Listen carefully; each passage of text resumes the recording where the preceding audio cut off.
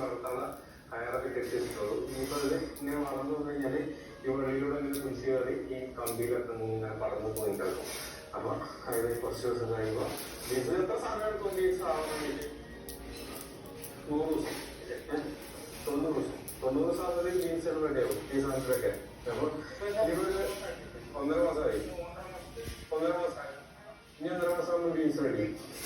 Okay 1.5 മാസം വാഴ നമ്മുടെ വാഴ കൃഷി കുറേയുള്ള സ്ഥലമാണ്.